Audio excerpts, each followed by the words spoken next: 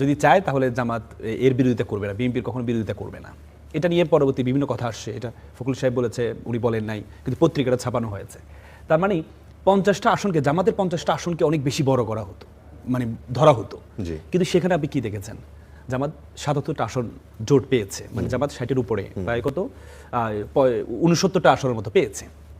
এখন আপনি এরপরে আপনার ভোটের যে আসনগুলোতে হেরেছে, আমার কাছে একটা ইকুয়েশন আছে, সেখানে আপনার 53টা আসনে মাত্র পার্থক্য হচ্ছে 2 থেকে 7,000 ভোট পার্থক্য। 53টা আসনে চিন্তা করেন আপনি। তাহলে এই যে ভূমিধস শব্দটা ব্যবহার করা হচ্ছে, পার্থক্য 2 থেকে 3,000। এবং সিফাত যেটা বললো, এই 212টা আসন ভূমিধস বিজয় না, না না না, আপনাকে প্রথমে বুঝতে হবে, পার্সেন্টেজটা বুঝতে হবে। 40% জামাতে ভোট পেয়েছে, 40% জামাত জোট, 11 দলীয় জোট ভোট পেয়েছে 40%। সেখানে এই বিএনপি পেয়েছে, বিএনপি জোট পেয়েছে 54%, পার্থক্য হচ্ছে 14%। এবং আপনি জানেন 2001 সালে যে 2/3 মেজরিটি বিএনপি পেয়েছে 4 দলীয় ঐক্য জোট, সেখানে তাদের ভোট ছিল কি বলে 40.48%। তার মানে 40% পেয়েও 2/3 মেজরিটি পাওয়া যায়, সেটা 2001 সালে পেয়েছে। তার মানে আপনি এটাকে ভূমিধস আসন বেশি, এক্ষেত্রে আপনি এটাকে ভূমিধস বলবেন, এটাকে বলার কোনো সুযোগ নেই। আপনাকে দেখতে হবে 2008 সালের ইলেকশন একটু দেখেন, সেখানে এই জামাত বিএনপি একসাথে থাকার পরেও, জামাতের ভোট বিএনপির ভোট একসাথে থাকার পরেও এই বিএনপি আসন পেয়েছে 30টা, আসন পেয়েছে 30টা। সেখানে আজকে এই অবস্থায় জামাত যে 69টা আসন পেয়েছে, জামাতের সর্বোচ্চ আসন ছিল 91-এর পর 91 সর্বোচ্চ 18টা, তাহলে 4 গুণ বেশি পেয়েছে, যেখানে 4 গুণ বেশি পেয়েছে। এবং কি এই বিভিন্ন, আমি গতকাল মনিয়াপার সাথে টকশো করছিলাম মাগরিবের পরে, নেক্সাস টিভিতে একটা টকশো করছিলাম, সেখানে আপা খুব হতাশ ছিলেন, কারণ হচ্ছে আপনার এই বিএনপির তখন একটু একটু আসা শুরু হয়েছে, খুব খারাপ অবস্থায় ছিল। তখন আমি কিন্তু আপাকে বলেছিলাম, আপা টেনশন নেওয়ার কিছু নেই, বিএনপি ক্ষমতা আসবে, আমি বলেছিলাম, কোর্টের আনকোট করে বলছি। আপা খুব হতাশ। তখন আমরা এই কোয়েশ্চেন করছি যে বিএনপির কেন, মানে সেখানে মাসুদ কামাল ভাই ছিল, যে বিএনপির কেন এই পরাজয়টা, কেন, এটা নিয়ে আলোচনা করছিলাম। তখন আপা খুব হতাশ। তখন আমি আপাকে বলেছি, আপা টেনশন নেওয়ার কিছু নেই, বিএনপি ক্ষমতা আসবে। তার মানে আপনি দেখেন এই যে আমরা আশা কতটুকু করেছি, সে আশায় 4 গুণ বেশি জামাত আসনটা পেল। এবং কি আমরা আসলে দেখেন, তখন যখন আমরা গতকাল কথা বলছিলাম, তখন আপা বললো যে আসলে নির্বাচন স্বচ্ছ হয়েছে, কিন্তু আমাদের তো হচ্ছে নির্বাচনে যে বিভিন্ন ইঞ্জিনিয়ারিং হয়, এটা তো পরবর্তীতেও হতে পারে, আমরা এখনো পর্যন্ত কোনো কমেন্ট করবো না যে ইঞ্জিনিয়ারিং হবে না। তার মানে আমরা পরবর্তী দেখেছি কিছু ইঞ্জিনিয়ারিং এখানে হয়েছে। কারণ আপনি বললেন কি ইঞ্জিনিয়ারিং হয়েছে? নির্বাচন স্বচ্ছ হয়েছে, কিন্তু নির্বাচন ভোট গণনা এবং ঘোষণা এই 2 জায়গায় ইঞ্জিনিয়ারিং হয়েছে। সেটি আপনি কিভাবে দেখেছেন? মির্জা আব্বাস সাহেবের আসন, সে আসন হঠাৎ করে ভোট গণনা বন্ধ আছে কেন? ওনার যে ব্যালট পেপার, সেই ব্যালট পেপারের লাস্টে ওনার মার্কাটা ছিল, সেখানে পাশে ফাঁকা ছিল, সিলগুলো সেখানে পড়েছে, বলেছে এটা কাউন্টেবল হবে না, প্রথমেই বলেছে। পরবর্তীটাকে কাউন্ট করে ওনাকে জয়ী ঘোষণা করা হয়েছে। সেম ক্যাটাগরিতে মামুনুল হক সাহেব, সেরকম কয়টা ভোট ছিল? সে প্রায় 4,000 ভোট। সে একইভাবে মামুনুল হক সাহেব, তারও সেম ভাবে সর্বশেষ মার্কাটা, রিক্সা মার্কাটা ছিল, সেখানে ফাঁকা ছিল, ওই জায়গায় অনেকে সিল মেরেছে, সেগুলোকে কাউন্টে ধরা হয় নাই। তাহলে আপনি নির্বাচন কমিশন, আপনি এক জায়গায় দ্বিচারিতা যে করছেন, এক জায়গায় আপনি কাউকে কাউন্ট করছেন, আবার আরেক জায়গায় আপনি অন্যকে কাউন্ট করছেন না। এবং কিছু আসনে আপনি দেখেছেন, এই আপনার এই কি বলে আপনার তারেক রহমান সাহেবের যে আসনটা, এই আসনটা 17টা কেন্দ্র এখনো ঘোষণা বাকি। তার আগে আমরা মিডিয়াতে দেখেছি কি ঘোষণা হয়ে গেছে, উনি জয়লাভ করছে ওই আসনে। অথচ জামাতের আমিরের প্রত্যেকটা 132টা আসন, প্রত্যেকটা আসন যখন এই কেন্দ্র হয়ে গেছে, এরপর ঘোষণা করা হচ্ছে না। তখন হচ্ছে আমরা মিল্টন সাহেবকে দেখেছি, উনি ফেসবুকে 12টা বাজে ফেসবুকে স্ট্যাটাস দিয়েছেন যে আমি জয়লাভ করেছি। তার মানে আপনি যে নির্বাচন কমিশনের জামায়াতের যে অফিসিয়াল ফেসবুক পেজ, সেখানে কিন্তু তারা তাদেরকে সমান সমান বরং কোনো সময় আমরা যখন খেয়াল করছিলাম, ধরেন বিএনপির পেজ, জামাতের পেজ, তারা ফলাফল ওখান থেকে দিচ্ছিল, তো দেখলাম যে জামাত আর বিএনপি তারা দেখাচ্ছিল জামাতের পেজ থেকে যে সমান সমান বা জামাত একটু এগিয়ে আছে। এটা দেখাচ্ছিল কেন এগিয়েছে আমি আপনাকে বলি। আমাদের তো নির্বাচন কমিশন অথর্ব যে কাজটা করেছে, সেটি হচ্ছে ওনাদের একটা পোর্টাল থাকা দরকার ছিল, যে একটা পোর্টাল থেকে ঘোষণা হবে। আপনি দেখেছেন এই এনটিভিতে ঘোষণা হয়েছে মামুনুল হক জয়লাভ করেছে, তার 5 মিনিট পরে আবার একটু পরে উনি আবার ঘোষণা করলেন কে জয়লাভ করলো, ববি হাজরা জয়লাভ করলো। একই মিডিয়া 5 মিনিট আগে একটা, 5 মিনিট পরে আরেকটা। কেন এটা হয়েছে? এই জন্য কারণ আনঅফিসিয়াল বিভিন্ন অথরিটি থেকে আমরা তথ্যগুলো পাচ্ছি, কেন্দ্র থেকে। এখন যদি এই নির্বাচন কমিশনে একটা পোর্টাল থাকতো, সেখান থেকে ঘোষণা হতো, তাহলে এই জিনিসটা হতো না। না, সেটা তো দেরি হচ্ছিল। মিডিয়াতে যখন এই ফলাফলগুলো ধরেন আমরা গণমাধ্যমে যে কু দেখেছি, আমরা যে কার্যক্রম দেখেছি, এবং কি আগের দিন আগে যে আচরণ দেখেছি আমরা আগের দিন, আমরা আপনাদের সাংবাদিকরা, অনেক সচেতন সাংবাদিক বলেছে এই সাংবাদিকতা করব না, যে সাংবাদিকতা করলে একসময় আমার সন্তানকে দালালের বাচ্চা বলবে, এই সাংবাদিকতা করব না। কেন? আপনি আগের দিন সাধারণ টাকা কারো কাছে টাকা পাওয়া এটা অপরাধ, টাকা বিলি অপরাধ।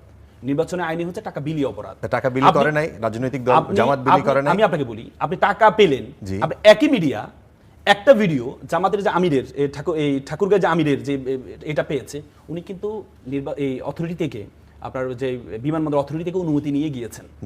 একই ভিডিও 5 বার ছাড়া হয়েছে একটা চ্যানেলে, সেম ভিডিও।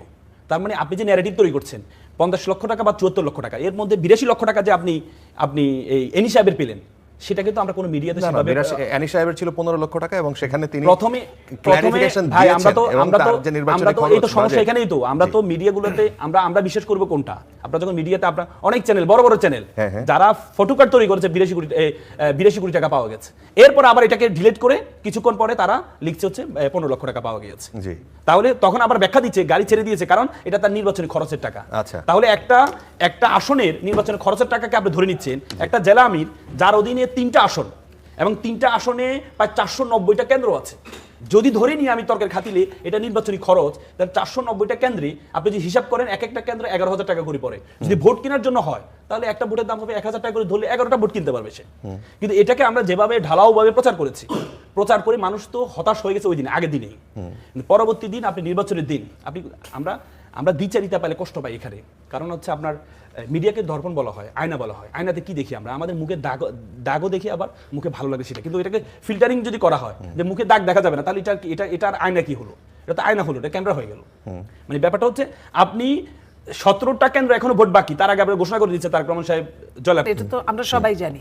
তো এই ধরনের কথাগুলো যখন আসছিল, কে কোন মন্ত্রী হচ্ছে মন্ত্রণালয় দিয়ে দিচ্ছে, আমি আপনাকে বলি যে মির্জা আব্বাসের জায়গা, মির্জা আব্বাস যে সহ্য শক্তি, তাকে তো পুরস্কৃত করা উচিত। মির্জা আব্বাসের ওয়াইফ যদি না যেত ওই টাইমে, ভোটগুলো আবার রিকাউন্ট করার পরে কিন্তু বের হয়েছে ভোটের মধ্যে যে শুভঙ্করের ফাঁকি ছিল।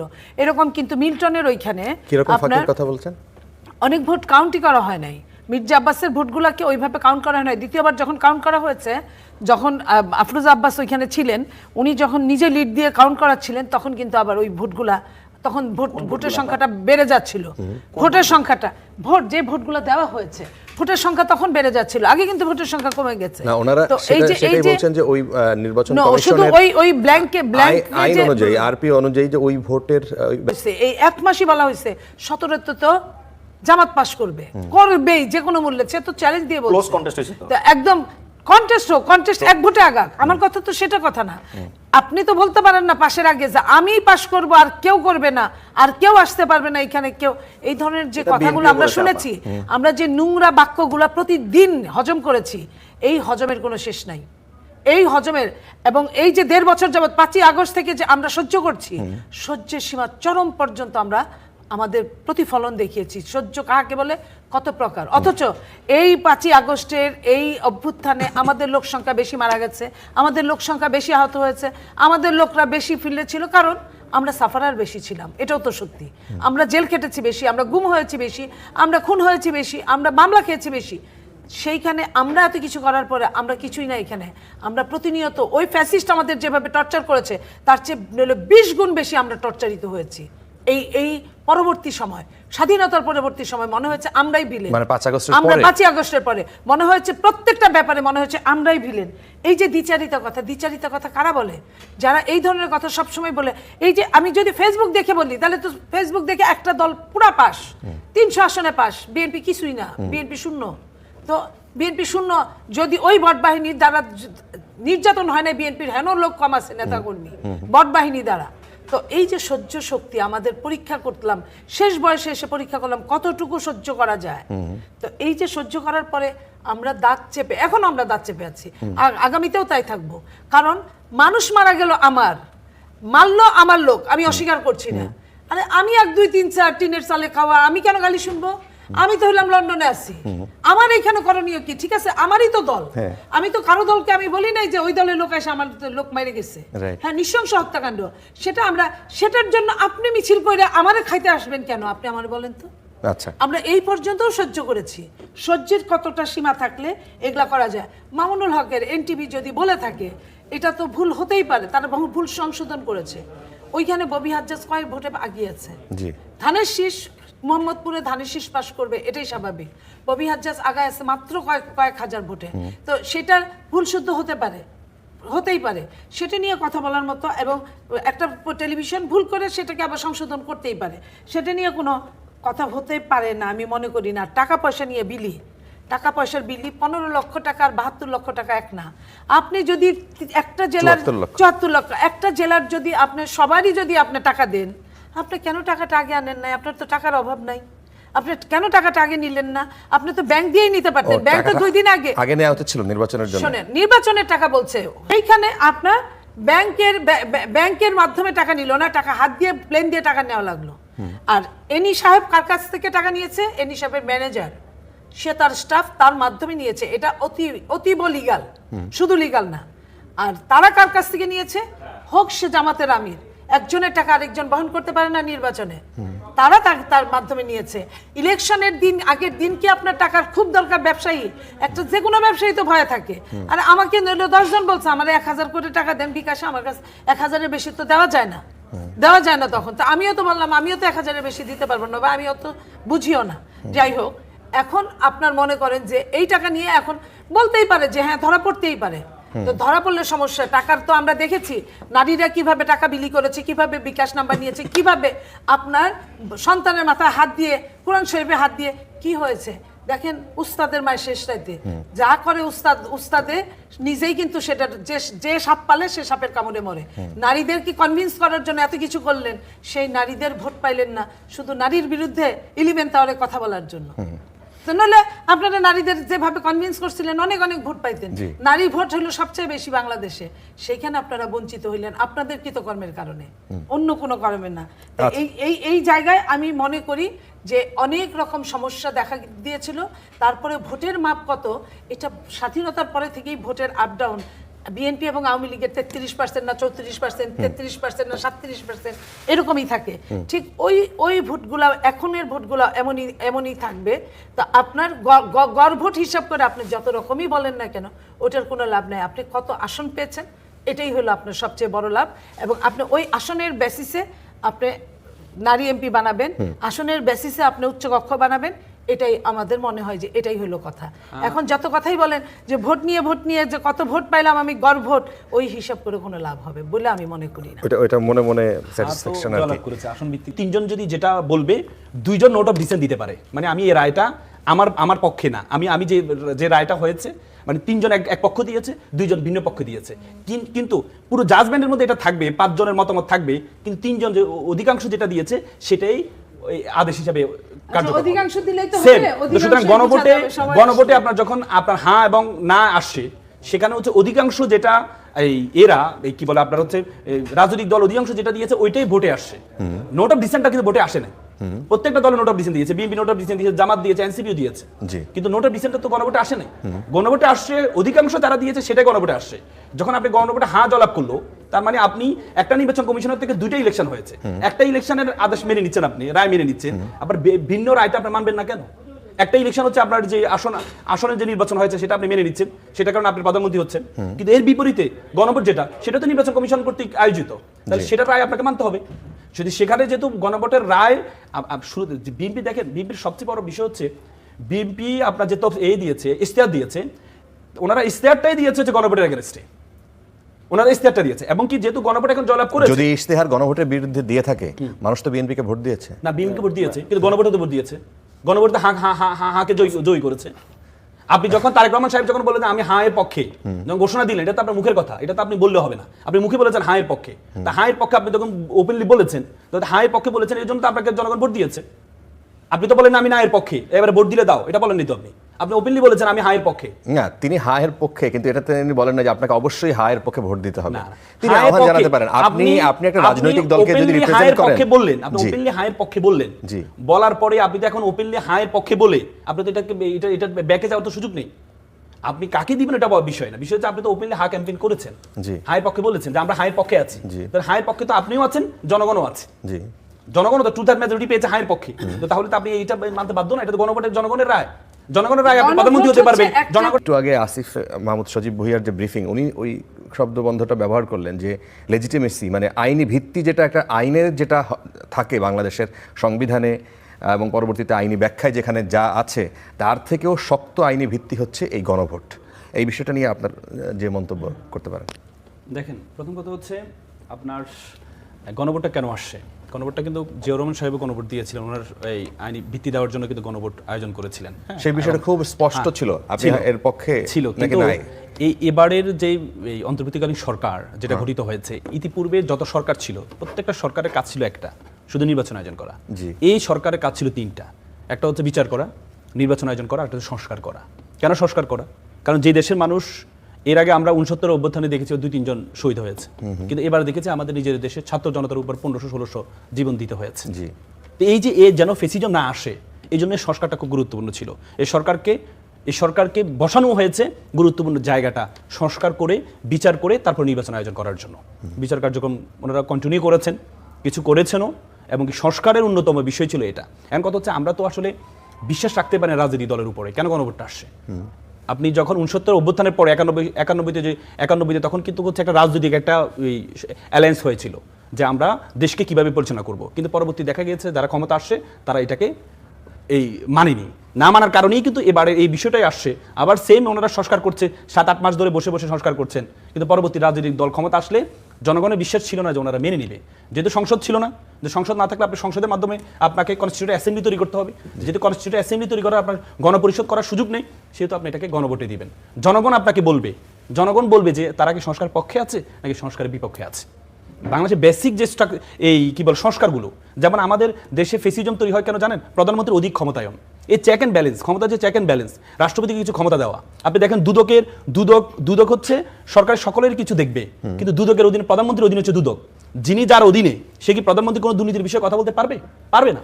আপনি দেখেছেন আমাদের এই যে বিচারপতিগুলো নিয়োগ হয় পলিটিক্যালি, এবার সংস্কার আসছে যে জ্যেষ্ঠ যিনি বিচারপতি হবেন তিনি প্রধান বিচারপতি হবেন, এবং হচ্ছে এই বিচারপতিরা নিয়োগের ক্ষেত্রে একটা জুডিশিয়াল অ্যাপয়েন্টমেন্ট কাউন্সিল থাকবে, তারা হচ্ছে বিচারপতি নিয়োগ করবে। কিন্তু যখন পলিটিক্যালি নিয়োগ হয় তখন তার মাথায় থাকে আমি যদি পলিটিক্যালি নিয়োগ হয়েছি, যাদের মাধ্যমে নিয়োগ হয়েছে তাদেরকে সার্ভিস দিতে হবে আমাকে।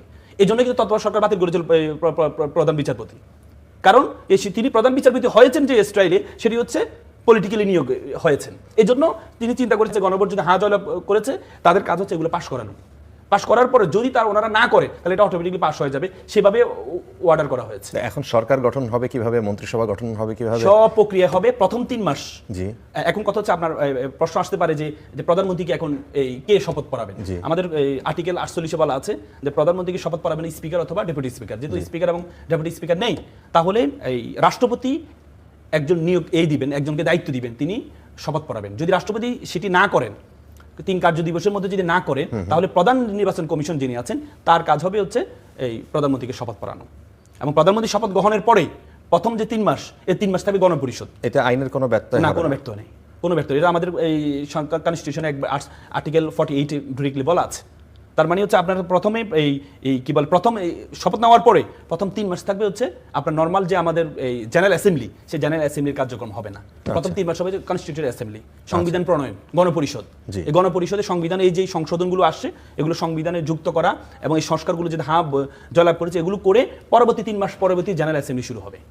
এটাই আমাদের সর্বশেষ। এইখানে একটা বড় কনফিউশন রাজনীতিবিদদের মধ্যে এসে যায়, যখন সপ্তাহ 2 আগে আলী রিয়াজ সাহেব যখন একটা কথা বলেছিলেন, সেই কথার প্রেক্ষিতে এখানে বসেই টকশোতে যারা আসেন তাদের অনেকেই মনে হয়েছিল যে এই সরকার, এই ইউনূস সরকারের যারা উপদেষ্টারা আছেন তারাই কার্যক্রমগুলো চালিয়ে যাবেন 6 মাস, তারপরে নতুন সরকার এসে আস্তে আস্তে তারা গণপরিষদ গোছাবেন, তারপরে তারা আস্তে আস্তে দায়িত্ব শুরু করবেন। তো এই সরকার আসলে রান করবে, ব্যাপারগুলো কি? এটা এমন না, এটা হচ্ছে আপনি 3 দিনের মধ্যে আপনি যখন গ্যাজেট হবে, এখন তো গ্যাজেট হয়নি যে এমপি কারা হয়েছেন, গ্যাজেট হবে নির্বাচন কমিশনের প্রতি। এই 3 দিনের মধ্যে কাজ হবে প্রধানমন্ত্রীকে শপথ পড়ানো। প্রধানমন্ত্রী শপথ পড়ানোর দায়িত্ব থাকবে হচ্ছে ডেপুটি স্পিকার নেই, যে প্রেসিডেন্ট একজনকে দিবেন। এবং কথাও আসছে যে আমাদের রিসেন্টলি যিনি প্রধান বিচারপতি ছিলেন জনাব রেফাত আহমেদ সাহেব, ওনাকে হয়তো দায়িত্ব দেওয়া হবে, এমন একটা কথা আসছে। তার মানে হয়তো ওনাকে দায়িত্ব দিবেন, উনি শপথ পড়াবেন। যদি উনি সেটা যদি প্রেসিডেন্ট যদি সেটা না করে, রাষ্ট্রপতি সেটা না করে, তাহলে প্রধান নির্বাচন কমিশনার শপথ পড়াবেন। শপথ পড়ানোর পরে প্রথম 3 মাস কনস্টিটিউয়েন্ট অ্যাসেম্বলি গণপরিষদের কার্যক্রম চলমান থাকবে, পরবর্তীতে জেনারেল অ্যাসেম্বলিতে সেটা কনভার্টেড হয়ে যাবে। আচ্ছা, কিন্তু আপনি মাঝখানে আপনার বক্তব্যে যে মানুষটাকে অথর্ব বললেন, প্রধান নির্বাচন কমিশনারই তো অথর্ব আপনার ভাষায়, যে এই ধরনের একটা নির্বাচন তারা শেষ পর্যন্ত উপহার দিলেন, সেই মানুষটাই শেষ পর্যন্ত হয়তো যদি রেফাত প্রধান বিচারপতি না হন সেটাই তাহলে সেই না, আমি আপনাকে প্রথমেই বলেছি